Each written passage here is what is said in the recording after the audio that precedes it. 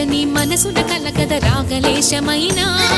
హే మహేశని భయద పదాహతి దైత్య శోషణము జరుపంగా భోగి భూష భువనాళిని నిలుపవ అభయ ముద్రలోనా